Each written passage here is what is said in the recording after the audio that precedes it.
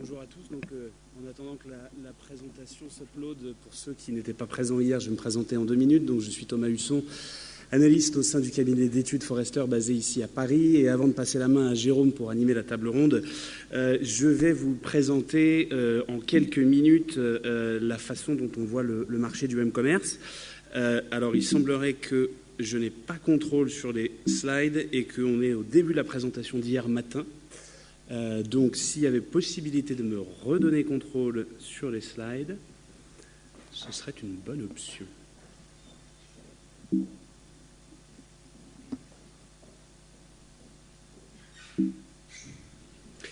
Bon, en attendant que ça arrive, il y a une tendance qui est de considérer, on va dire, le M-commerce comme du e-commerce sur smartphone. Et je pense que c'est bien plus que ça. Alors c'est assez intéressant parce que dans la table ronde, on a finalement des pure players. Et donc effectivement, aujourd'hui, les revenus, le M-commerce, c'est essentiellement, on va dire, du e-commerce sur smartphone. Si on regarde les revenus, j'ai envie de dire, eBay est d'une certaine façon une exception, puisqu'ils sont passés, je pense que la personne d'eBay confirmera les chiffres, mais de 400 millions de dollars en 2009 de transactions mobiles à quasiment 2 milliards de dollars en 2010. La majorité des revenus en fait, que l'on constate aujourd'hui pour les acteurs du M-commerce, c'est plutôt entre 10 et, on va dire, 30, 40 millions d'euros, en tout cas sur l'année dernière. C'est des ordres de grandeur, j'imagine qu'ils seront peut-être partagés par certaines personnes de la table ronde, mais c'est des ordres de grandeur aujourd'hui. Donc certains vont dire, voilà, sur une application, en quelques semaines, on a réussi à générer 1 million de dollars. Alors, juste à repasser. Excusez-moi pour ces petits soucis techniques. Je vais juste me remettre directement sur les bons slides. Hop. Comme ça, vous aurez le support visuel en même temps. C'est pas plus mal. Voilà. Donc en fait, ce qu'on constate aujourd'hui, c'est quelques millions effectivement d'euros qui sont générés par le canal mobile.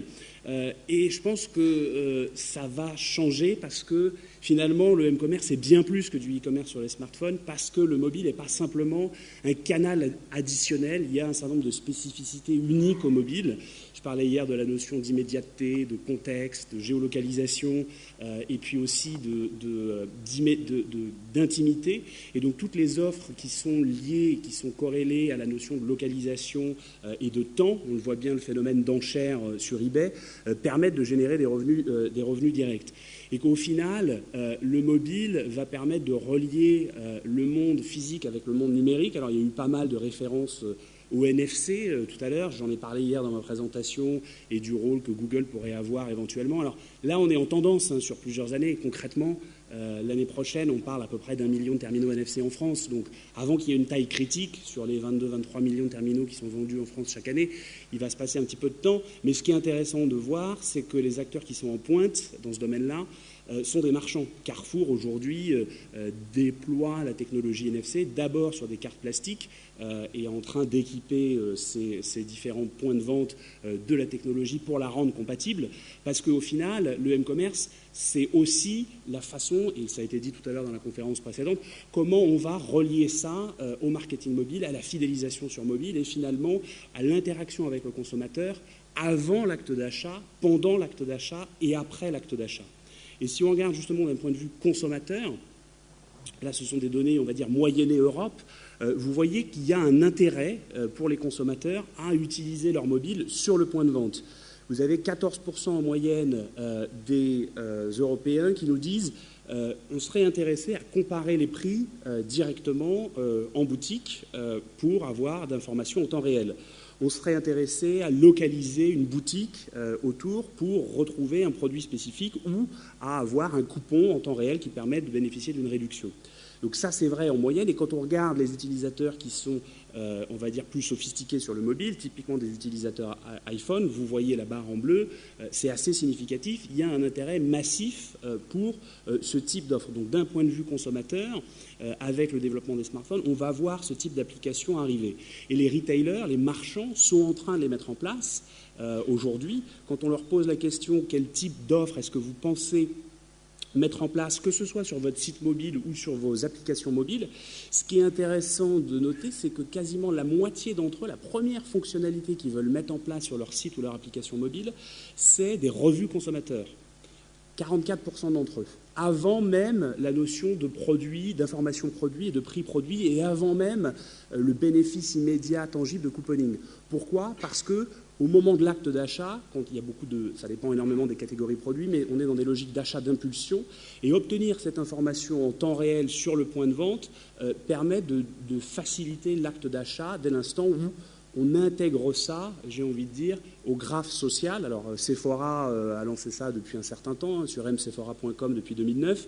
Ce n'est pas encore relié finalement aux recommandations qu'on peut avoir dans les réseaux sociaux, mais on voit bien que c'est une logique à terme d'intégrer ces revues produits et consommateurs par rapport aussi à l'environnement des médias sociaux.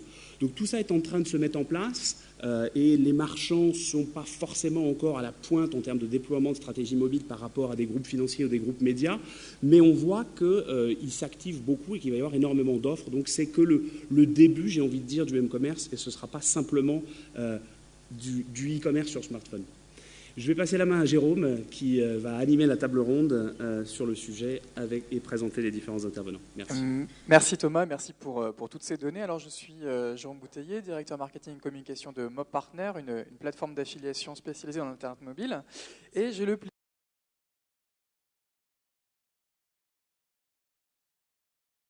Claire Michel, bonjour. Bonjour. Vous êtes directrice commerciale mobile de Voyage SNCF. On va revenir dans un instant sur votre présence sur le mobile. À votre droite, Julien Zakoyan, bonjour. Bonjour. Vous êtes responsable marketing online de vente privée. Et à votre droite, Johan Russo, bonjour. Bonjour. Vous êtes directeur général de eBay France. Alors, Claire Michel, honneur aux femmes. Est-ce que vous pouvez nous expliquer en quelques mots l'historique de Voyage SNCF sur le mobile ? Quand est-ce que ça a démarré ? Comment vous y êtes prise ? Et aujourd'hui, quel pourcentage de votre activité est réalisé sur ces nouveaux écrans ? Alors la question, c'était évidemment pas de se poser la question de se dire on y va pas, parce qu'on a quand même une forte notion de service public sur notre activité. Donc il fallait pouvoir être accessible en fait au plus grand nombre, et donc il fallait être présent là où effectivement notre population commençait à se rendre et commençait à avoir des attentes fortes en termes d'achat. Donc depuis fin 2007, en fait, on a sorti le site .mobi Voyage SNCF, et dès le premier jour, on a eu en fait nos premières réservations. Donc c'est qu'il y avait vraiment une attente assez forte à ce niveau-là. J'imagine qu'il y avait déjà beaucoup de connexions depuis un mobile sur votre site internet normal. Oui, de toute façon, on avait ce constat, et puis on est toujours complètement immergé dans nos études clients pour savoir effectivement nous ramener à la réalité et faire en sorte d'être là au moment où ils attendent justement notre service. Donc fin 2007, on avait ce site .mobi, on a eu l'application iPhone qui a effectivement généré un très fort décollement de l'activité fin 2009. Et donc du coup, on a eu effectivement un suivi en fait des usages sur nos réservations. Alors aujourd'hui, en volume, étant donné que la volumétrie du site web est très forte, puisque on atteint pratiquement 3 milliards en volume d'affaires sur une année. C'est vrai que le mobile ne représente encore que entre 3 et 6% en fait du volume d'activité. Mais typiquement, là où on attendait 10 à 15 millions en fait de volume d'affaires l'année dernière sur le mobile, on a atteint en fait les 30 millions. Donc c'est vrai qu'on a des volumes aujourd'hui qui dépassent nos espérances et donc qui sont envolés très très vite. Comment vous y êtes pris pour déployer ces nouveaux sites, qu'il s'agisse du site mobile web ou des applications ? Est-ce que vous avez eu des stratégies particulières ? Nous, on travaille beaucoup en co-construction. Donc, on travaille beaucoup, comme je vous le disais, via les études. On travaille aussi avec les communautés extérieures, soit en lab, par exemple, de façon un petit peu fermée, soit sur les communautés extérieures via notre community manager qui est aujourd'hui présente, Yael Teicher, et qui du coup interroge très souvent en fait les clients de différents segments pour savoir de quoi ils ont eu besoin. On a eu pas mal de surprises. Par exemple, on a développé en fait des tarifs assez génériques au départ sur le site mobile, qui n'étaient pas l'intégralité des tarifs et des produits qui existent sur le web, puisqu'on n'a pas fait forcément de l'ISO. Ça ne se présentait pas, mais typiquement, on a eu très rapidement les militaires qui nous ont demandé d'avoir leurs tarifs présents sur le mobile, parce qu'eux, ils ont un usage mobile très fort, et même s'ils représentent une faible part en volumétrie, ils représentent une forte attente, en tout cas sur ce secteur. Et pour la promotion de ces services mobiles, vous avez utilisé des leviers particuliers, ou c'était, on va dire, une croissance naturelle qui correspondait déjà à votre base d'utilisateurs web ? Alors, beaucoup diront qu'à partir du moment où la SNCF ou Voyage SNCF développe un service, il est normal en fait que ça rencontre un certain succès pour les raisons que l'on sait, et, la notion justement d'avoir accès aux billets, aux informations, aux horaires à tout moment. Maintenant, c'est vrai qu'on a de toute façon traversé aussi des périodes où il fallait faire connaître en fait le service mobile, et il fallait faire promouvoir les différentes déclinaisons, les différentes applications qu'on a sorties, donc via des campagnes web, mais également des jeux, des tactiques de CRM et de marketing relationnel que l'on retrouve sur le web. Et sur le mobile, j'imagine aussi du SMS, des choses comme ça? Complètement, oui. Donc toute la palette en fait des leviers d'affection qu'on pouvait utiliser ont été utilisés pour le mobile et sa promotion. Certains marchaient mieux que d'autres? Oui, tout à fait. On a certaines marchés mieux que d'autres, et il y a vraiment aussi pour nous une question de saisonnalité et de cible qui marche mieux que d'autres. Donc, par exemple, sur l'utilisation de jeux ou de campagnes SMS, elles pouvaient fonctionner beaucoup mieux à certains moments de l'année ou sur certains réseaux, forcément. Très bien. Julien Zakoyan, alors vous êtes donc responsable marketing online de vente privée. Hein. On connaît ce grand nom français du e-commerce, un succès même international, copié dans certains pays. À quand remonte votre présence sur le mobile, et comment vous y êtes pris pour atteindre, je crois, plus de 800 000 utilisateurs déjà? Oui, effectivement. Donc, en fait, nous, on est arrivé comme les autres, je pense, par l'usage, c'est-à-dire qu'on s'est aperçu que on avait un trafic très fort sur le site, puisqu'on a quasiment 1,5 million de visiteurs par jour qui viennent, et qu'en fait, les gens venaient quand ils pouvaient, et donc et qu'un certain nombre d'entre eux se connectaient déjà via le mobile. Donc, ça nous a paru une évidence que d'essayer de leur offrir des portes d'entrée plus simples vers notre offre. Et donc, on a lancé une application iPhone en juin dernier, donc c'est assez récent. Et effectivement, avec un objectif qui était essentiellement un objectif de fidélisation, c'est-à-dire d'offrir des opportunités supplémentaires à nos membres de pouvoir se connecter à l'offre. Et donc, effectivement, depuis le mois de juin, donc c'est 850 000 téléchargements, et on constate à peu près 120 000 utilisateurs par jour de l'application, ce qui est assez significatif. Voilà. Donc ensuite, on a lancé une application Windows Phone 7 fin octobre. Plus récemment, et donc je vais vous livrer un scoop aujourd'hui. On a soumis donc à Apple lundi une nouvelle application iPad qui est super, et qui donc, si tout se passe bien, devrait sortir d'ici 2 semaines, on va dire 2-3 semaines. Voilà. Très bien. Et pas d'application Android pour l'instant? De Android, on regarde, on travaille à ça. Enfin, on aura l'occasion d'en parler un petit peu plus tard de tout ce qui est technologie, mais effectivement, on pense qu'Android, c'est quelque chose à côté duquel il ne faut pas passer aujourd'hui. Alors, Claire, nous donner un pourcentage de votre activité réalisée sur le mobile. À quel niveau on se situe pour vente privée? 6% en ce qui nous concerne. Déjà 6% de votre chiffre d'affaires est réalisé sur le mobile? 6% du chiffre d'affaires de vente privée est réalisé par le canal mobile, pas l'application, le canal mobile, et ça croît vite, en fait. Donc, voilà. Vous attendiez à de tels chiffres l'année dernière? Parce qu'elle n'a pas un an, l'application. Non, on ne s'attendait pas à tel chiffre. On pensait que ça allait. Enfin, ça nous paraissait logique que ça fonctionne, étant donné, je dirais, le besoin que ça matchait.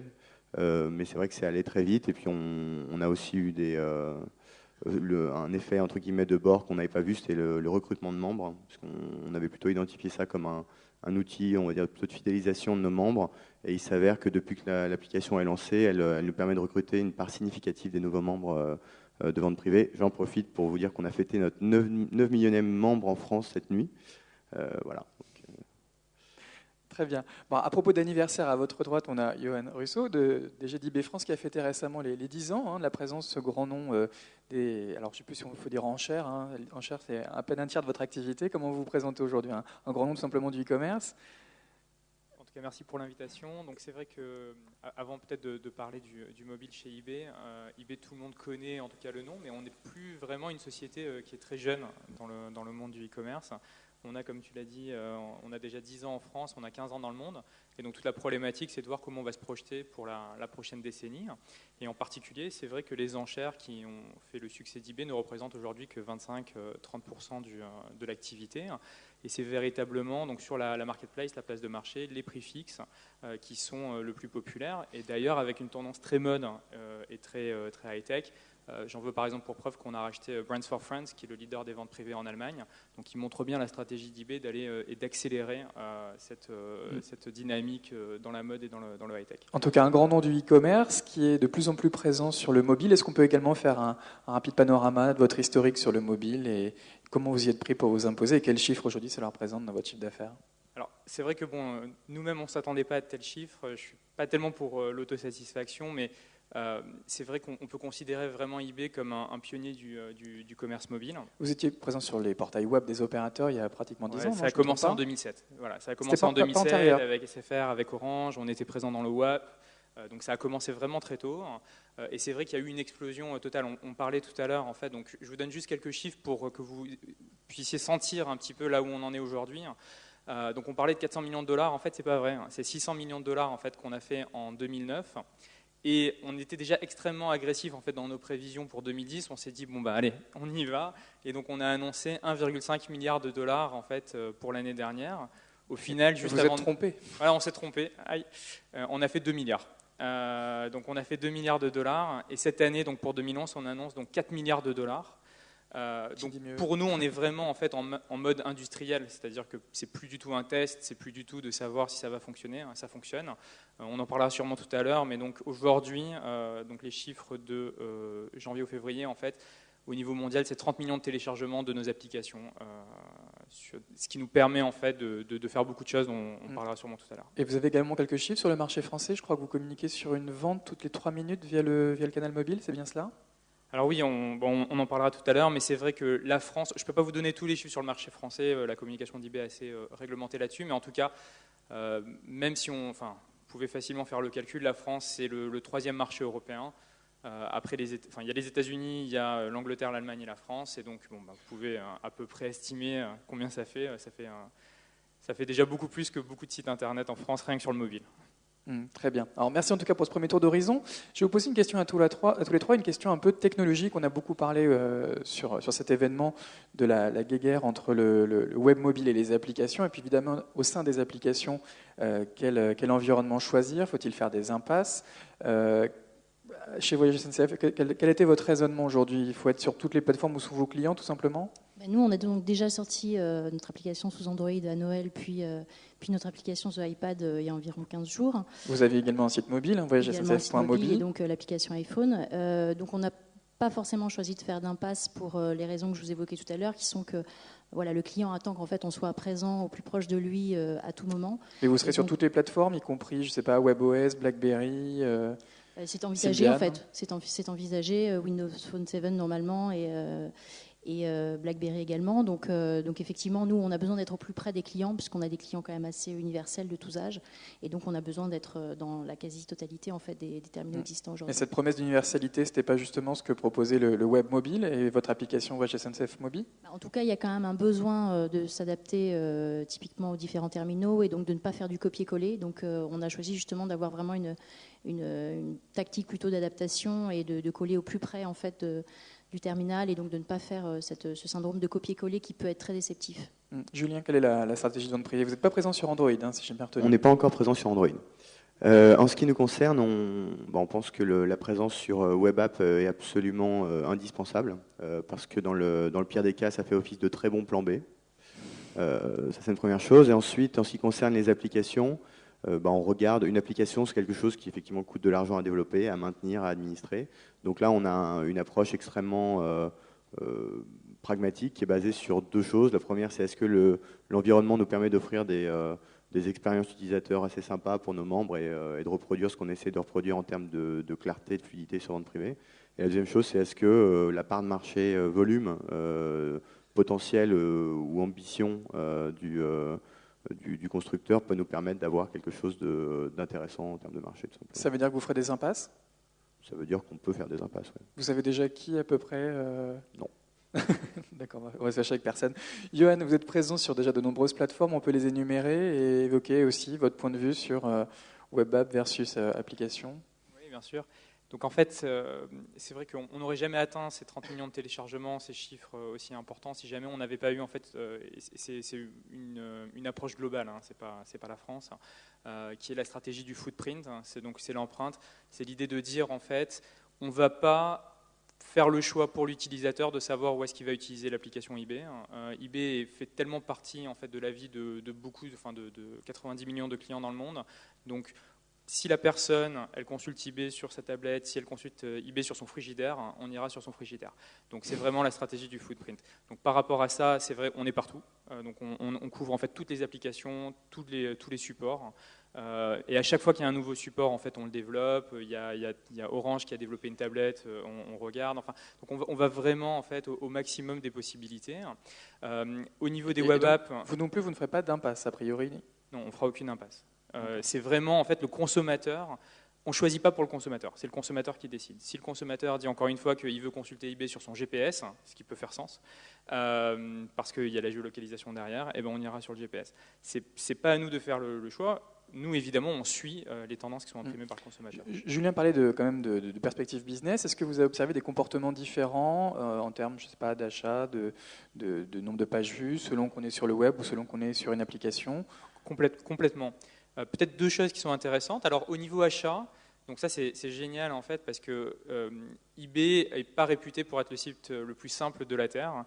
On observe en fait, donc sur l'application mobile, je ne sais pas, il doit y avoir entre 30 et 50 fois moins de fonctionnalités sur l'application mobile que sur le site web.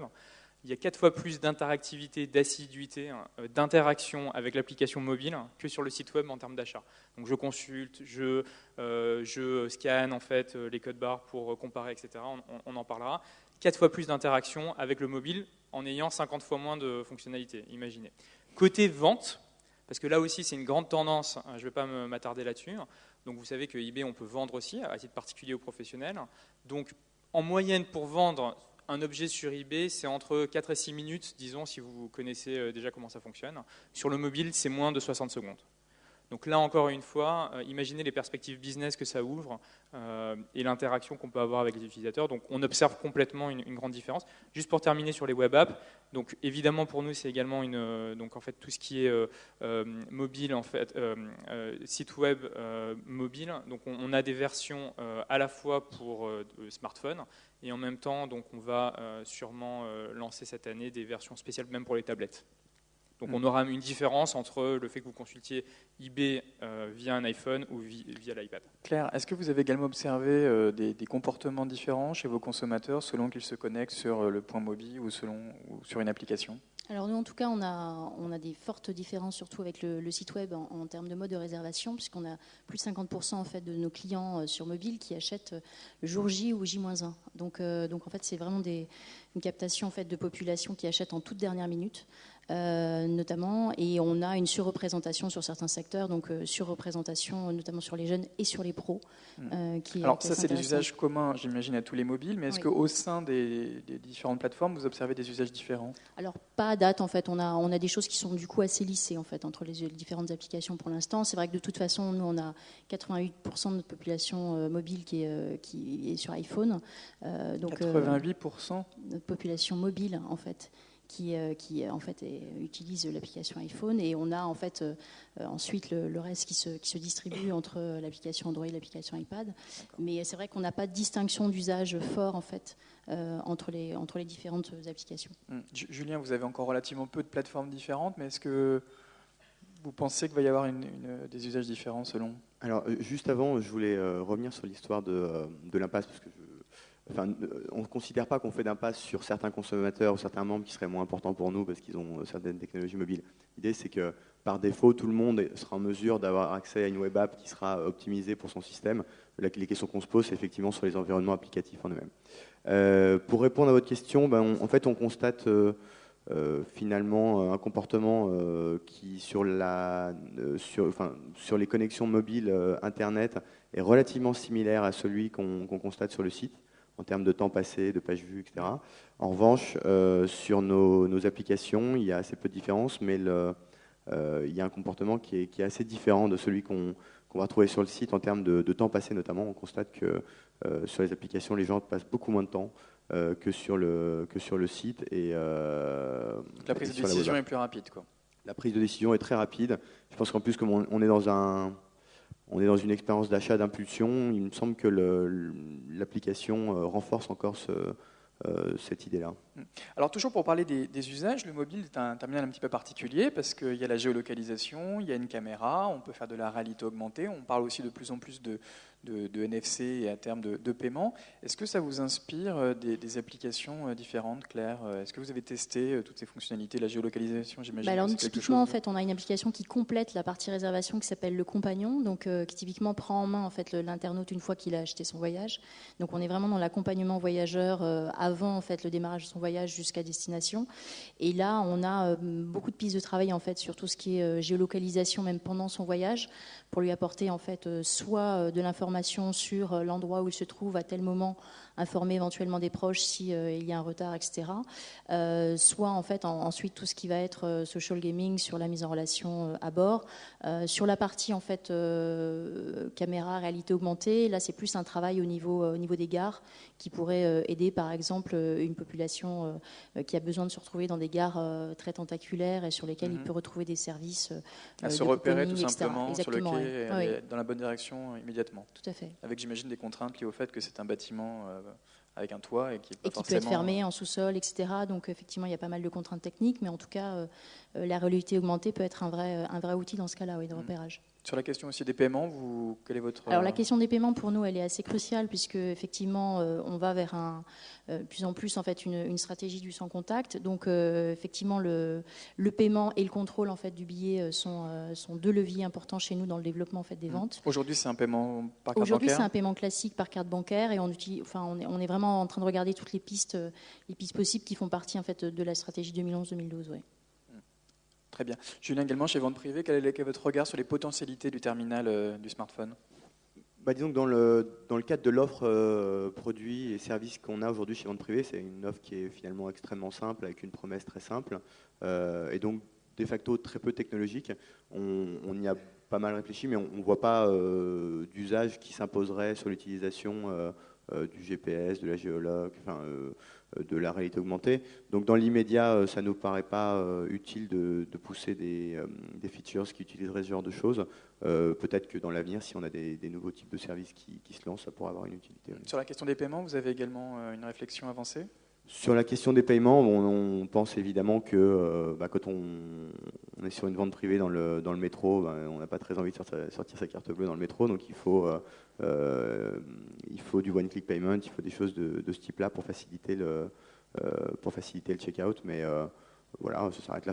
On est vraiment toujours sur l'usage, quoi. On essaie de se mettre à la place concrètement du membre et du consommateur, essayer de comprendre qu'est-ce qui va l'arranger.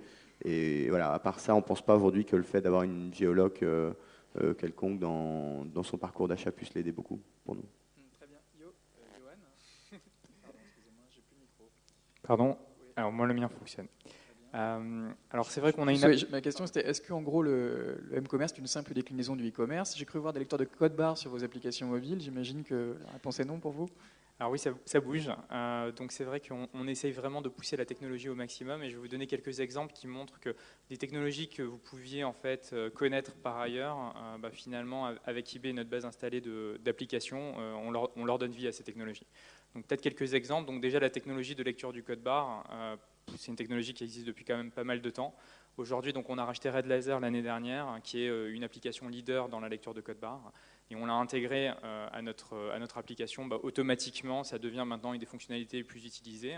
À la fois pour vendre un objet, vous avez un livre, automatiquement vous scannez le code barre et on vous remplit déjà tous les éléments.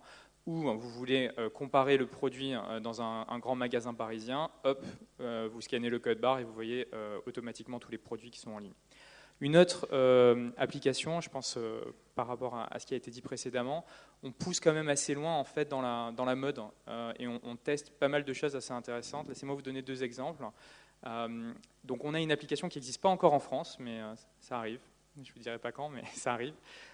Qui s'appelle eBay Fashion.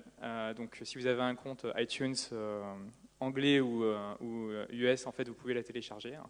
Et on a une application qui cartonne, qui s'appelle The Closet. Alors, qu'est-ce que c'est que The Closet? The Closet, en fait, c'est la possibilité de taguer en fait et de dire voilà les objets sur eBay que j'aime, uniquement dans l'univers de la mode, donc un petit sac à main, des baskets, une robe. Et après, en fait, vous prenez en photo quelqu'un devant vous et vous pouvez superposer. Déjà, ça c'est un premier point. Vous pouvez superposer les produits et mettre la robe sur vous, le petit sac à main, les baskets, pour voir si ça fonctionne. Hop. Ah, c'est mon téléphone. Pardon. On va encore plus loin là-dessus. Donc là, on est dans la superposition, mais ça fonctionne déjà très bien. On teste déjà la version supérieure, puisqu'aujourd'hui, on est capable, en fait, via l'application, de faire de l'essayage virtuel de lunettes de soleil. Donc c'est vraiment la réalité augmentée. Ça fait... On est en plein dans la réalité augmentée. Et vous avez de meilleurs taux de transformation, ça augmente votre chiffre d'affaires de manière concrète?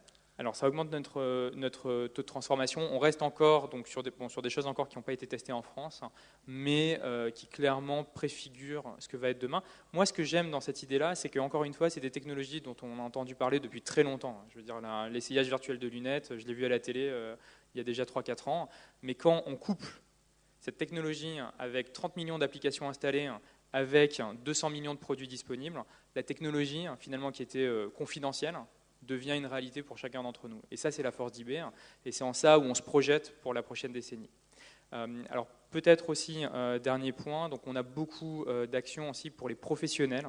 Donc, tous ces magasins au niveau local, grâce aux tablettes en particulier, on va pouvoir justement leur faire franchir le pas vers l'e-commerce. Dernier point, je crois que c'était votre question sur le paiement. Votre réponse, j'imagine, c'est PayPal. Voilà. Donc, il y a beaucoup de choses qui se passent, évidemment. Donc, le paiement sans contact, le paiement avec PayPal. PayPal est très actif dans le mobile. Rappelons que PayPal appartient au groupe eBay. PayPal appartient à eBay Inc., effectivement. Donc, moi, alors, juste pour que ça soit clair, moi, je suis le directeur général de eBay France, et il y a un directeur général de PayPal France. On n'est pas, c'est au niveau du groupe. Mais effectivement, on travaille ensemble.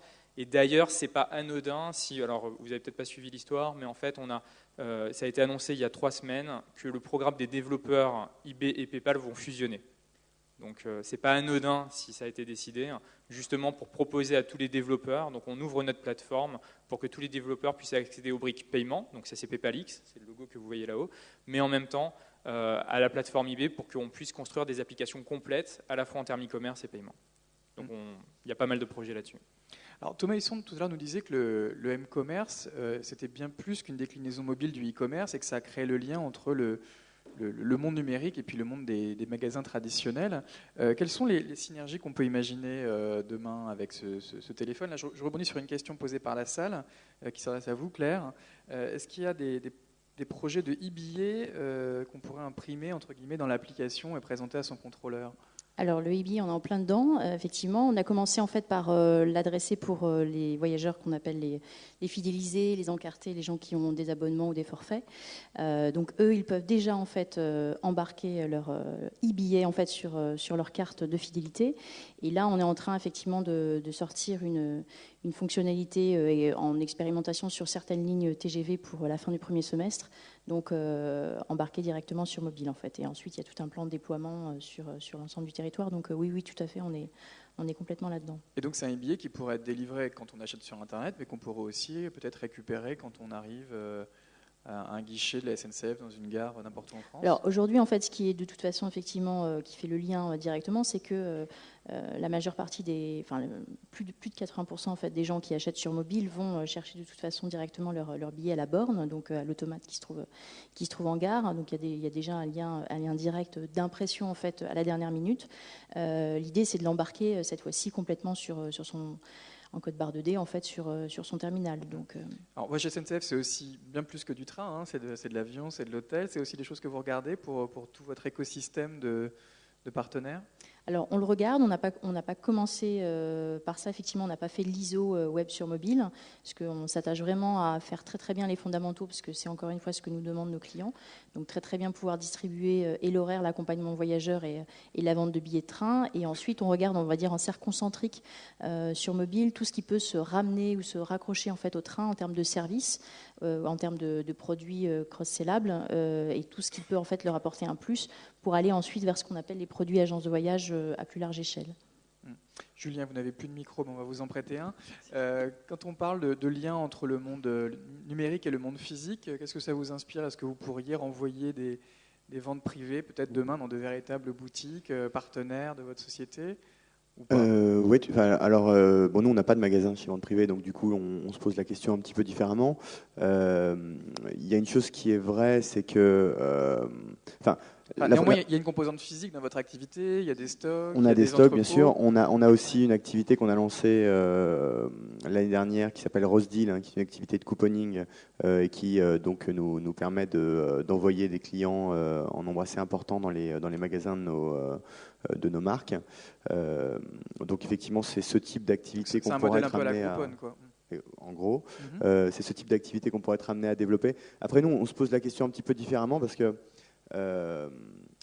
le point, c'est que il me semble que l'émergence de la tablette et son évolution est un peu en train de ramener le m-commerce dans le e-commerce. C'est-à-dire que finalement, qu'est-ce qui fait le m-commerce? Est-ce que c'est le fait d'être en mobilité? Est-ce que c'est la taille de l'écran? Quelle taille il faut fixer? Moi, je regardais tout à l'heure la salle ici, je m'apercevais que tout le monde ici est en mobilité, parce que vous n'êtes pas à votre bureau, vous n'êtes pas chez vous, mais il y a plus de 50% de la salle qui a un ordinateur sur les genoux. Donc ça prouve que quand vous avez l'opportunité de choisir, vous choisissez un PC aujourd'hui. Donc finalement, pour autant, vous êtes en mobilité. Donc du coup, on raisonne moins en termes de que peut apporter le m-commerce dans un dispositif physique, e-commerce, etc., que comment on peut, à nouveau, je reviens à la notion d'usage, comment on peut faire en sorte qu'à tout moment, on apporte le meilleur de notre offre aux membres. Et le point qu'on n'a pas du tout évoqué aujourd'hui, mais qui me paraît être un point très intéressant, c'est qu'on a constaté que les membres qui sont clients sur l'iPhone sont évidemment des membres qui génèrent un revenu bien supérieur à ceux qui sont non membres sur l'iPhone, mais qui commandent que sur le e-commerce. C'est lié à la typologie peut-être des consommateurs, c'est-à-dire que les gens qui s'achètent des iPhones sont plutôt des CSP+. C'est sans doute lié à la typologie des consommateurs, mais c'est aussi lié au fait qu'on leur donne plus d'occurrences d'achat, et donc on leur offre vente plus privée anywhere, anytime. C'est vente privée dans la poche où je sois. D'accord. Et donc on achète plus. Pardon. Et donc on achète plus. Absolument. Ouais. Johan, sur la question donc du m-commerce qui est le lien entre le monde physique et le monde numérique, j'imagine que ça vous inspire et notamment le rachat que vous avez effectué récemment va un peu dans ce sens. Alors on a le grand thème chez eBay, ce qu'on aime bien dire en interne, c'est est-ce que le futur du e-commerce, c'est pas le commerce? Donc ça donne un peu le ton, je pense, de la stratégie qu'on a. Aujourd'hui, on a 1,1 million de vendeurs professionnels, donc de sites e-commerce qui sont sur la plateforme au niveau mondial. Mais c'est vrai que le potentiel est quasi illimité si demain on doit s'adresser aux commerçants. Et c'est vrai que l'année dernière, et c'est la dernière acquisition en date avec Brands for France, donc on a racheté une société qui s'appelle Milo.com, alors qui n'est pas du tout connue en Europe, mais qui, là encore une fois, permet de sentir un petit peu là où on va. Donc Milo, en fait, c'est quoi? C'est une société qui référence en quasi temps réel, disons, actualisé plusieurs fois par jour, l'inventaire dans chacun des magasins près de chez vous. Et donc je crois qu'il couvre quasiment toutes les grandes villes aux États-Unis, plusieurs centaines. Et donc vous êtes capable maintenant, donc aux États-Unis, on est déjà capable en fait de vous dire voilà, je veux la dernière paire de baskets Adidas, en fait, soit je l'achète via eBay sur un grand magasin, soit mais attends, elle est aussi dans un magasin à 300 mètres de chez toi. Et en plus, comme on t'a géolocalisé, on va être capable de pouvoir t'envoyer un coupon ou un programme de fidélité, puisqu'on a eBay Bucks, en fait, qui est notre programme de fidélité interne. Donc on va assez loin là-dessus. Et tout ça, c'est évidemment c'est la stratégie en fait, qui va être déployée en Europe dans les prochains mois. Très bien. Alors, il nous reste 2 minutes 16 selon notre chronomètre. On va peut-être faire un petit mot de conclusion. Claire, on va vous prêter un micro. Un mot de conclusion. Voyage SNCF, vous nous disiez entre 3 et 6% de votre chiffre d'affaires sur les mobiles. Quelles sont vos projections peut-être pour 2015 ? Alors, pour 2015, on a des ambitions très fortes. Je ne peux pas vous les donner ici parce que je vous rappelle simplement qu'on va rentrer dans un domaine concurrentiel assez rapidement. Donc, on essaie maintenant de limiter un petit peu notre communication sur les chiffres à longue échéance. Par contre, effectivement, on attend du mobile un poids extrêmement fort dans la stratégie de la SNCF qui pourrait rejoindre un des leviers comme le sont les automates aujourd'hui en gare, par exemple. Et quel est le chiffre des automates ? Je ne vous le donnerai pas. En tout cas, c'est un chiffre significatif. Tout à fait. Et en tout cas, le mobile est amené évidemment à se développer chez vous. Vous pensez que le m-commerce pourra un jour dépasser le e-commerce au sein de votre groupe ? En tout cas, il y a des mises à niveau qui sont clairement entrevues. De là à le dépasser, effectivement, après, toute est la question autour des usages, en fait, et la distribution qu'on a entre les usages, notamment tablettes et e-commerce à la maison, et puis les usages, effectivement, qu'on aura en mobilité, comment ils se partagent.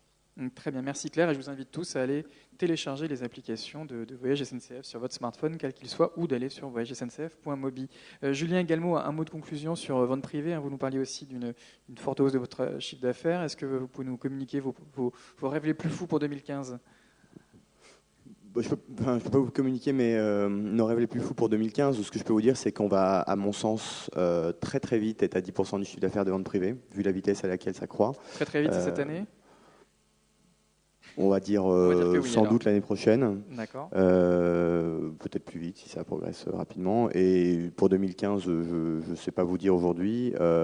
Néanmoins, moi, j'exclus pas du tout le fait que le M-commerce dépasse le e-commerce. D'accord. En tout cas, un horizon. Enfin, je ne parle pas de 2015, mais je veux dire qu'un jour ou l'autre. Dans les prochaines années, ça me pourrait paraît devenir plus vraiment gros. le sens de l'histoire. Oui, tout à fait. Très bien. Et on invite également tous les participants à télécharger l'application Vente Privée et à acheter les beaux produits que vous y proposez. Merci Johan. Également un mot de conclusion. Alors, je ne vous donnerai pas les projections à 2015, je tiens à mon job. Et la communication financière est sacrée chez nous. Oui, c'est vrai qu'en plus vous êtes coté. Non, mais on a annoncé en fait, donc on a fait 2 milliards à retenir finalement, 2 milliards en 2010. 2 milliards sur combien ? Sur 60 milliards de transactions. On prévoit de faire 4 milliards. Très clairement, en fait, les 3 piliers de la croissance d'eBay dans les prochaines années seront le mobile et couplé à ça le local, donc vous l'avez compris, et les réseaux sociaux. On n'en a pas parlé, mais eBay finalement a été un des premiers réseaux sociaux sur l'Internet. Dernier point aussi, une ouverture. On regarde, et ça c'est la force aussi d'être avec PayPal, on regarde déjà les prochaines évolutions et en particulier la télé, qui pour nous va être une des grandes. Donc déjà on a des applications sur les télés, toutes les télés connectées donc proposent déjà eBay, et on a ce qu'on appelle le T-Payment, donc le Television Payment, qui nous ouvre aussi beaucoup de portes. Donc imaginez si dans Plus belle la vie, vous pouvez en fait taguer le petit sac à main et l'acheter directement sur eBay. Ça fait rêver tout le monde. En tout cas, merci à vous. Et on invite les spectateurs aussi à télécharger les applications iPhone, iPad, Windows Phone 7, Android du groupe eBay. Merci beaucoup et on rend la suite à cette. Merci à tous.